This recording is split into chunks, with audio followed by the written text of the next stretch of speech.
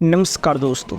जैसा कि दोस्तों आपको पता ही चल गया होगा, जो यूपी पीएससी का पेपर एग्ज़ाम है उसको लेकर जो छात्र हैं सड़कों पे उतरे हैं। बता दें, जहाँ पे आयोग बैठती है, इसका निर्णय लेती है कि कहाँ पे एग्ज़ाम को कंडक्ट कराया जाएगा और कब कराया जाएगा। दोस्तों उस बिल्डिंग को बता दें, छात्र 2 दिनों से घेरे हुए हैं और वहाँ पे स्ट्राइक हड़ताल कर रहे हैं।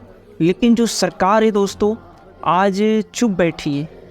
आज जो निर्णय है दोस्तों, सही से अपने देश में परीक्षाओं के प्रति जो पेपर लीक्स हो रहे हैं दोस्तों, अपने देश में इलेक्शन सही से हो सकते हैं, प्रचार अच्छे से हो सकते हैं दोस्तों, बट अपने देश में पेपर को कंडक्ट सही से नहीं करवाया जा पा रहा है। बहुत सोचने वाली बात है दोस्तों। और बच्चों का यही इसी को लेकर दोस्तों बहुत बड़ा दोस्तों कन्फ्यूजन बना हुआ है कि अगर पेपर कई शिफ्ट में हो रहे हैं, कई दिनों में हो रहे हैं, तो हमें ये प्रॉब्लम देखने को मिल रही है कि पेपर लीक्स हो जा रहे हैं। और नॉर्मलाइजेशन को लेकर भी कई दोस्तों मन में कन्फ्यूजन आ रहे हैं कि उसको लेकर दोस्तों जो बच्चे हैं हमेशा दोस्तों इनसिक्योर फील कर रहे हैं। क्योंकि दोस्तों क्या होता है ना, एक एक नंबर से बच्चे छट जाते हैं और नॉर्मलाइजेशन में यही होता है कि पॉइंट से लेकर एक एक नंबर 2-2 नंबर तक कट जाते हैं। इसलिए जो स्टूडेंट हैं, जो छात्र हैं, वो चाह रहे हैं कि आपको बता दें दोस्तों कि जो पेपर हो 1 शिफ्ट में हो और 1 दिन में सिर्फ हो।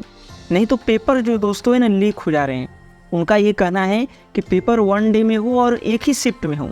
लेकिन जो यूपी पीएससी का दोस्तों बता दें जो आयोग है, वो कह रहा है कि इतने सेंटर्स हमारे पास नहीं हैं कि हम एक बार में पेपर को कंडक्ट करा पाएँ। लेकिन दोस्तों आप कल्पना कर सकते हैं दोस्तों, पिछले कई सालों में भारत में इतने पेपर लीक हुए हैं ना दोस्तों, जिसकी वजह से जो छात्र हैं बिल्कुल अब दोस्तों इनसिक्योर फील कर रहे हैं अपने आप को।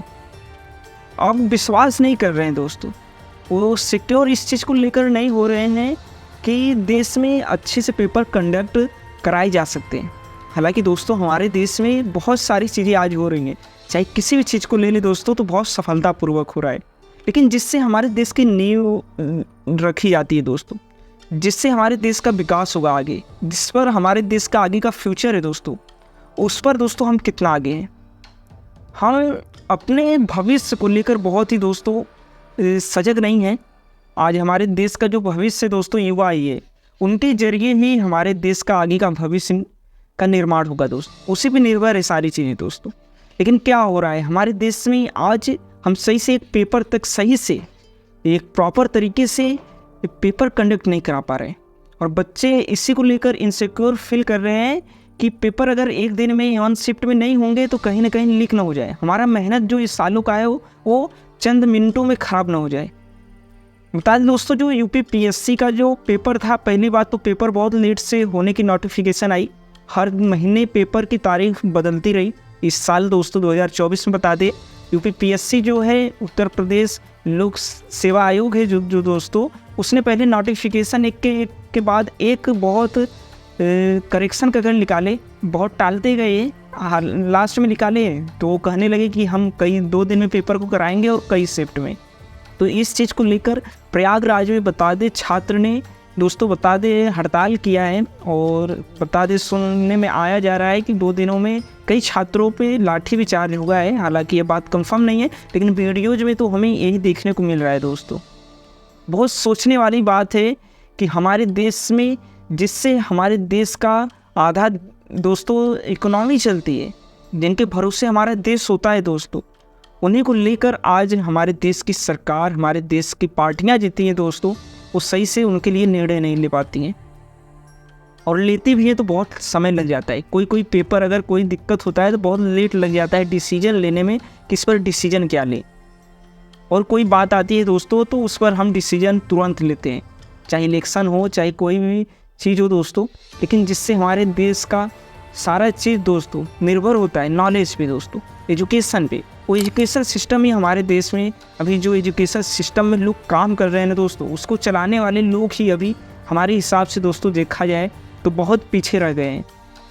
अगर ईमानदारी से किया जाए ना काम दोस्तों, अगर बच्चों को हित में देखकर, तो हमें नहीं लग रहा है कि उनके बाल बच्चे नहीं होंगे जो उस आयोग में कार्य कर रहे होंगे, और यूपी के जो सीएम हैं योगी आदित्यनाथ जी ने भी इस पर दोस्तों दुख जताया है कि ऐसी खबरें हमें देखने को मिल रही हैं, आयोग अच्छे से कार्य नहीं कर रहा है, उससे नाखुश दिख रहे हैं सीएम योगी जी भी। दोस्तों खबरों को देखते हुए आया है हवाले से बता दे मिल रहा है हमें न्यूज़, तो उस चीज़ को देखते हुए सही में दोस्तों रियलिटी देश की है, ये उत्तर प्रदेश की बात ही नहीं है।